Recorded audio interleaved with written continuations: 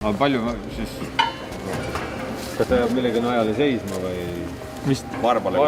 Varba peale. Keep an eye on that. Siis kui siit enam neid vinti ei näe. Keermeid, vindid on metsas. Puu otsas. Okay, stop. And you push it more. Okay, now you parallel it down slowly onto the ground with your feet.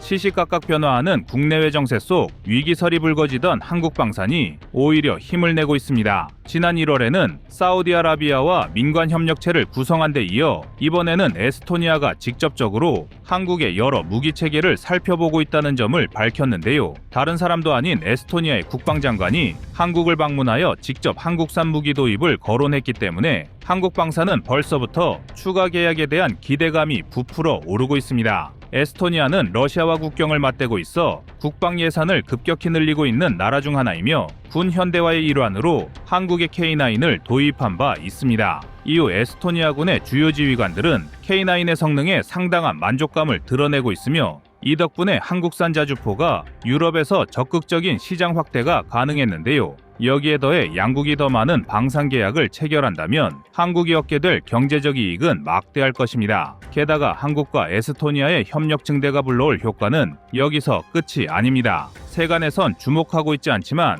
양국의 협력은 군사적 측면에서 상당히 큰 전략적 성과를 얻을 수 있어 자세히 살펴볼 필요가 있습니다. 그래서 준비했습니다. 오늘은 한국과 에스토니아의 군사협력 증대가 불러올 전략적 효과에 대해 알려드리겠습니다.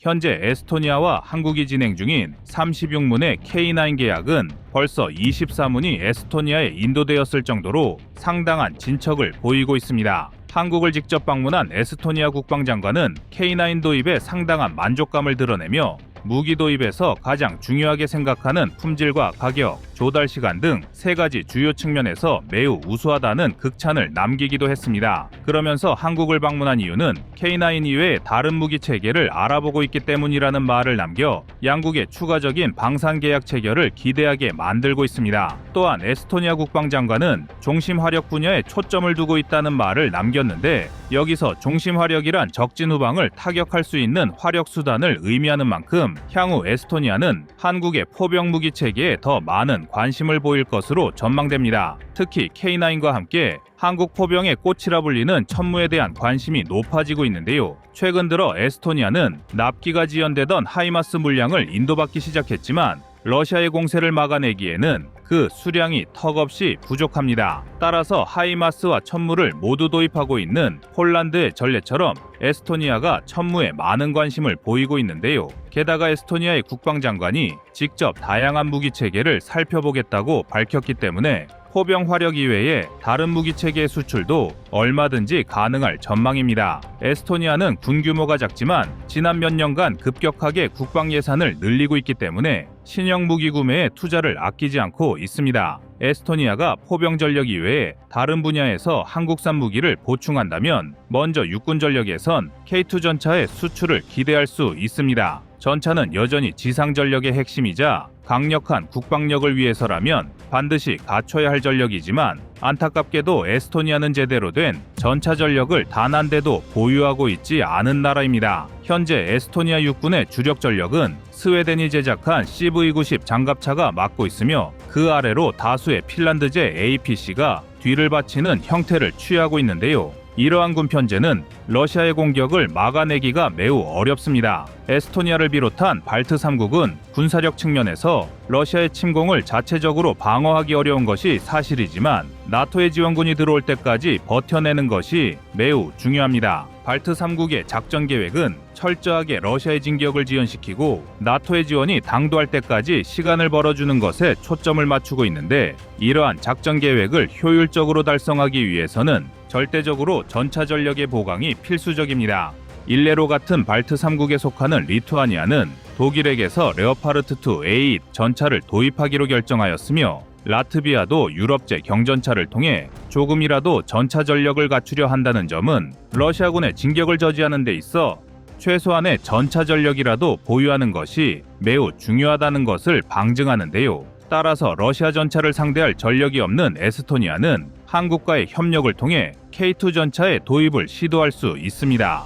더욱이 에스토니아는 인접한 폴란드, 핀란드와 동일한 시스템의 K9 자주포를 사용한다는 점을 두고 상호 운용성과 유지, 보수의 이점이 크다며 매우 높은 만족도를 보이고 있습니다. 그리고 만약 에스토니아가 K2 전체도 관심을 보인다면 K9처럼 주변 국가들과의 협력도 기대할 수 있는데요. 폴란드가 K2 전차를 대규모로 도입한 전례가 있는 만큼 폴란드와 에스토니아가 K2 전차까지 연합전선을 구축한다면 이는 러시아를 견제하는 데 있어 한국에도 매우 큰 전략적 요소가 될 수 있을 것입니다. 다음으로 공군 분야로 눈을 돌린다면 FA-50도 에스토니아의 국방력을 강화하는 데 많은 도움이 될 수 있는 무기체계입니다. 에스토니아 공군 전력은 공군이라는 표현조차 유명무실한 상황입니다. 에스토니아는 L-39 훈련기를 비롯하여 극히 일부의 수송기와 공격기, 헬기 정도를 보유하고 있으며 그 외에 주력 전투기로 사용할 수 있는 기체를 전혀 보유하고 있지 않으며 그 대신 나토 소속의 다른 국가에서 교대로 돌아가면서 전투기를 출격시켜 에스토니아의 영공을 순찰하는 발트해 항공 순찰 프로그램이 운영되고 있는 상황인데요. 그동안의 에스토니아는 국가 규모 및 국방 예산을 고려하여 이 정도의 공군력을 유지하는 것만으로도 큰 문제가 없었습니다. 하지만 현재 발트해를 둘러싼 나토와 러시아의 군사적 긴장도는 더 이상 에스토니아가 외부 공군력에만 안보를 의존할 수 없는 상황을 만들고 있습니다. 지난 2024년 12월에도 네덜란드와 핀란드, 스웨덴은 F-35, 그리펜 등을 긴급 출격시켜 초음속 미사일을 탑재한 것으로 추정되는 러시아군의 전투기와 폭격기를 견제하는 임무를 수행했습니다. 이러한 사례는 결국 발트해를 중심으로 동유럽과 북유럽 일대에 위치한 국가들과 러시아의 군사적 긴장도가 계속해서 고조되고 있다는 것을 여실히 드러내고 있으며 에스토니아에게 있어서도 자체적인 공군력을 보강하는 것이 점차 중요해지고 있다는 것을 말해주고 있습니다. 그러나 현실적으로 에스토니아군이 F-16 이상급의 주력 전투기를 보유하는 것은 쉽지 않은 게 사실이며 그렇다면 적은 예산을 가지고 공군 전력을 보강하는 데 있어 가장 적합한 기체는 단연 FA-50입니다. FA-50은 비록 경전투기로 분류되는 체급의 한계상 적성국의 주력 전투기를 상대로 제공권을 장악하기는 어려울지라도 유사시 필요한 항공정찰과 아군에 대한 화력 지원 등을 수행하고 적의 항공 전력을 견제하는 임무를 수행할 수 있는 기체입니다. FA-50은 주요 무장으로 AIM-9 사이드와인더 공대공 미사일과 AGM-65 매버릭 공대지 미사일을 장착할 수 있기 때문에 공대공과 공대지 임무를 모두 수행할 수 있습니다. 여기에 더해 블록 20에서 AIM-120 암남의 통합이 성공적으로 마무리된다면 경전투기임에도 불구하고 시계외 교전 능력까지 지금보다 한 단계 더 발전할 것으로 기대를 모으고 있는데요. 게다가 FA-50을 도입한 필리핀 등의 사례를 고려할 때 에스토니아가 열대 내외의 소규모 도입을 진행하더라도 충분히 공군의 주력 전력으로 활용할 수 있다는 장점이 있습니다. 필리핀은 한국으로부터 FA-50을 도입하기 전까지만 하더라도 에스토니아처럼 제대로 된 전투기 전력이 아예 없던 나라였습니다. 이에 필리핀은 현재 12대 FA-50을 도입하여 자국 공군의 주력 전력으로 활용하고 있으며 중국의 군사 도발이 포착되면 지체 없이 FA-50을 출격시켜 무력 시위에 나서고 있습니다. 이러한 사례는 에스토니아에게도 훌륭한 교범이 될 수 있는데요.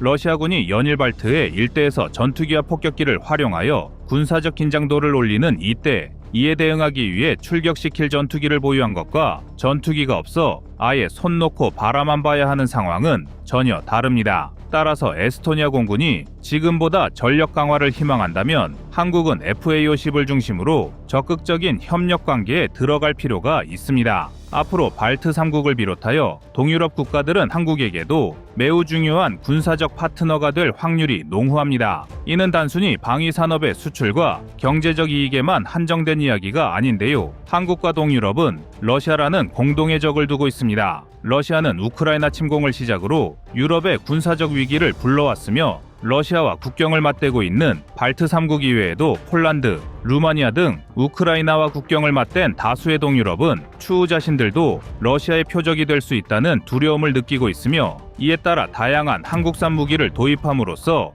국방력 강화에 총력을 기울이고 있습니다. 또한 한국도 점차 러시아의 군사적 위협을 더 크게 느끼고 있는 상황인데요. 러시아는 북한과 군사협력을 강화하며 직간접적으로 한국에 위협이 되고 있습니다. 이미 러시아의 구형 전투기들이 북한에 지원되기로 합의를 마친 상황이며 앞으로도 어떤 군사기술과 무기가 북한으로 흘러들어갈지 아무도 모릅니다. 당장은 러시아의 구형 전투기가 한국의 최신의 전투기를 위협할 수준은 아니지만 러시아의 이러한 행위는 그 자체만으로도 한국군의 생명을 위협할 뿐만 아니라 이러한 행위가 누적된다면 향후에는 한국을 직접적으로 위협할 수 있는 다탄두 미사일과 핵기술 등이 북한으로 넘어갈 수도 있는데요. 즉, 한국과 동유럽 국가들이 방위 산업을 중심으로 긴밀한 군사 협력 관계를 구축한다는 것은 단순히 우수한 무기 체계를 수출입하는 것으로 끝나는 것이 아니라 공동의 적이라 할 수 있는 러시아를 견제하는 전략적 이점까지 얻을 수 있는 일입니다. 러시아가 세계 2위의 군사력을 가진 강국이라 하지만 유럽과 아시아에서 양면 전선을 형성할 수 있을 정도로 한국과 동유럽을 압도하는 수준은 절대 아니며 양면 전선으로 한국산 무기가 포위망을 구축한다면 이는 러시아군에게도 매우 부담스러운 존재로 자리할 수 있습니다. 더욱이 한국의 K9 자주포와 K2 전차는 객관적인 성능 지표에서 러시아의 최신 전력과 직접적으로 교전을 벌일 수 있을 정도로 우수한 성능을 보유하고 있으며 이러한 무기가 러시아 국경지대에 더 많이 배치된다면 푸틴이 느낄 수 있는 군사적 압박감은 지금보다 한층 더 강해질 것입니다. 그렇기 때문에 한국이 에스토니아를 비롯하여 러시아와 지리적으로 가까운 다수의 국가들과 방산 협력을 강화하는 것은 대한민국 경제에 미치는 직접적인 이익을 넘어 군사, 안보, 외교 분야에서도 다양한 전략적 효과를 낼 수 있는 중요한 문제이며 국가적 차원에서 보다 효율적인 협력 방안을 추진할 필요가 있는데요. 에스토니아 국방장관이 한국을 직접 방문하여 한국산 무기들의 추가 도입과 협력 강화를 요구한 지금이 러시아를 견제하고 한국에 막대한 이익을 창출할 절호의 기회가 될 것입니다.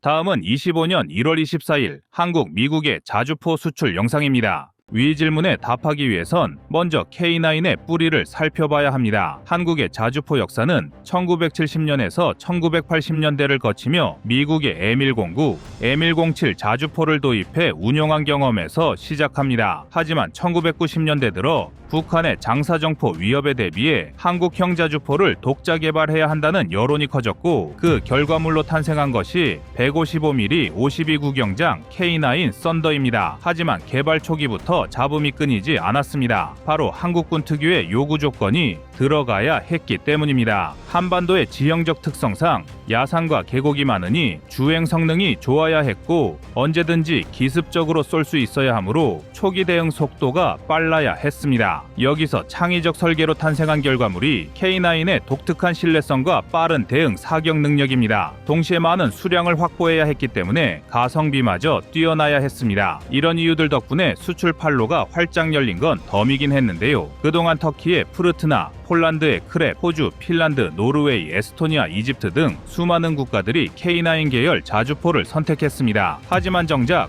세계 최강 미군에게 K9이 통할 수 있을지는 미지수였던 것이 사실입니다. 미국은 M109 시리즈를 무려 반세기 넘게 운용해왔고 자체적으로 신형 자주포를 개발하는 역량을 갖추고 있기 때문입니다. 그런데 최근 미국의 차세대 자주포 개발이 삐걱거리자 미국이 K9A3를 최종 선택할 수도 있다는 루머가 돌기 시작한 겁니다. 그리고 이런 루머는 이제 현실로 받아들여지고 있습니다. 특히 58구경장 자주포의 난제 중 하나인 포신 내구성 문제는 한화 디펜스 측이 이미 상당 부분 해결해 나가는 중인 것으로 알려져 있습니다. 기존 52 구경장 K9에서도 충분히 입증된 포신 도금 기술과 온도 압력 제어 기술을 한층 더 업그레이드하여 58 구경장에서도 포신 파손 없이 안정적인 발사가 가능하도록 연구 개발이 진행되고 있습니다. 일부 실험에서 K9A3 시제 포신으로 900발 넘게 시험 사격을 해봐도 큰 문제가 없었다는 비공식 정보가 돌고 있을 정도인데요. 그렇다면 K9A3가 기존 K9, K9A1, K9A2와 비교했을 때 어떤 차별점을 갖는지 살펴보겠습니다. 간단히 말해 K9A3는 완전 무인화 포탑과 확장된 사거리 그리고 개량된 차체라는 세 가지 혁신 포인트를 지니고 있습니다. K9A2부터 부분적으로 자동화가 강화되었지만 아직 포탑 내부에 인원이 탑승하여 어느 정도 장전을 보조해야 하는 구조였습니다. 그런데 K9A3에서는 이 과정을 완전히 무인화하고 차체 내부의 통제실에서 모든 과정을 모니터링하고 조작하는 시스템으로 진화할 계획입니다. 이를 위해 고속자동장전 장치와 로봇팔 그리고 탄을 자동으로 이송하는 모듈형 기술이 연구 중입니다. 그리고 미국도 해결 못한 난제인 58 구경장 포신입니다. 일반적으로 자주포의 구경장이 길어질수록 더 많은 장약을 활용할 수 있고 같은 탄종을 쓰더라도 포구 속도를 높여 사거리를 늘릴 수 있습니다. K9A3는 기존 52 구경장에서 58 구경장으로 확대하면서 기존 최대 사거리보다 훨씬 더 멀리 포탄을 날릴 수 있어 이론상 60km 이상을 기대하고 있습니다. 이는 북한의 장사정포나 중장거리 포병 전력과의 대응에서도 큰 우위를 차지할 수 있습니다. 또한 한화 디펜스가 새롭게 설계한 K9A3 차체는 K9A2까지 쓰이던 플랫폼과 상당히 다른 모습을 보여줍니다. 보다 강력해진 포탄 무게를 안정적으로 지탱하기 위해 서스펜션과 엔진룸 구조가 바뀌었고 훨씬 개선된 디지털 전장 관리 체계가 적용되는데요. 그러니까 지금까지 K9 계열로 분류하기엔 너무 달라 보일 정도라고 하니 사실상 새로운 전차를 만드는 것에 가깝다고 볼 수 있습니다. 여기서 중요한 건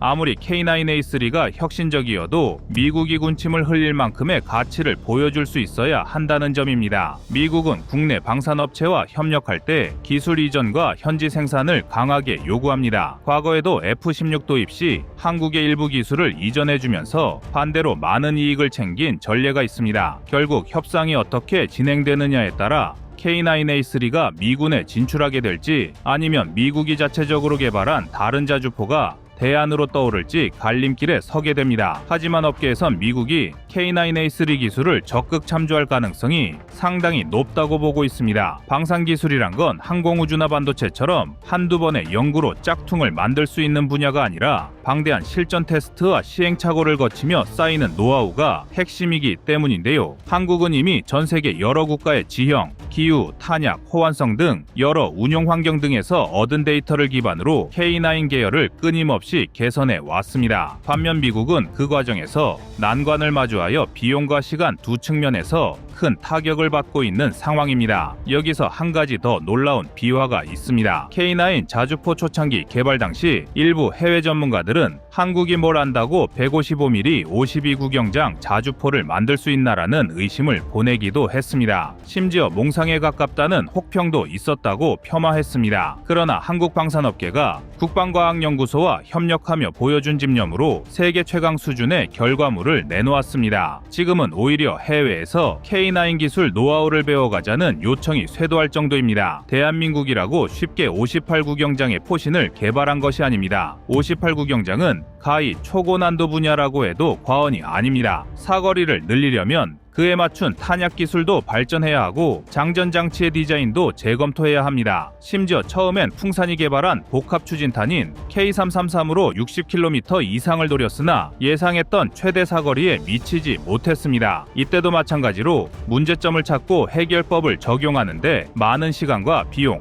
그리고 한국 개발진의 노력이 들어갔습니다. 그렇다면 이 영상을 보시는 시청자분들께서 이런 의문이 드실 겁니다. 도대체 미국이 왜 K9A3에 눈독을 들일 수밖에 없을까라는 의문 말인데요. 먼저 결론부터 말씀드리면 현재 미국은 시간과 비용을 한꺼번에 아낄 수 있는 가장 합리적인 방법을 찾고 있다는 점입니다. 미국이 완전히 독자적인 58 구경장 자주포를 개발하려면 기술 시험을 다시 수없이 반복해야 하고 과거 실패 사례를 만회하려면 연구비와 일정이 폭증합니다. 정치적으로나 국가안보적인 이유로 미 육군이 우리 독자 기술로 가야 한다고 고집할 수도 있지만 현재처럼 글로벌 방산 시장이 서로 얽혀있는 시대에는 가성비와 효율성을 무시하기 어려운 현실이 있습니다. 게다가 K9 계열 자주포는 대량 양산과 수출 경험이 풍부해 생산 비용을 꾸준히 낮출 수 있었습니다. 반면 미국이 새로운 시스템을 하나 만들면 막대한 인프라와 인력이 필요하기에 생산 단가가 높아질 가능성이 큽니다. 그러니 그러니까 애초에 한국에서 이미 개발한 걸 우리 입맛에 맞게 최적화해서 현지 생산하는 게 훨씬 유리하다고 생각하는 것입니다. 실제로 폴란드는 K9 차체와 포탑을 바탕으로 기초 설계를 받아 현지화 생산을 추진 중이며 호주 역시 K9 자주포를 수입한 뒤 현지 생산 시설을 구축해 미래형 포병 시스템을 준비 중입니다. 이와 비슷한 구도가 미국에서도 재현될 가능성이 높다는 것입니다. 대한민국의 자주포 기술력은 이미 세계를 놀라게 했고 그 파급 효과는 유럽과 중동, 오세아니아를 거쳐 북미 대륙으로까지 번지고 있습니다. 수십 년 전만 해도 상상조차 하기 어려웠던 미군에게 K9 자주포를 공급한다는 이야기가 이제는 정말 눈앞에 펼쳐질 가능성으로 대두되고 있습니다. 과연 미군이 K9A3를 선택하게 될 것인지 아니면 다른 돌파구를 찾을 것인지 전 세계 군사 마니아들의 시선은 다음 소식에 집중되고 있습니다. 그리고 그 귀결이 어떻게 되든 하나 확실한 건 K9은 이미 세계에서 가장 주목받는 자주포가 되었다는 점입니다. 앞으로도 한국이 보여줄 놀라운 방산 기술력과 그로 인해 달라질 미래전장의 풍경을 기대해 봅시다. 이상 꺼리튜브였습니다.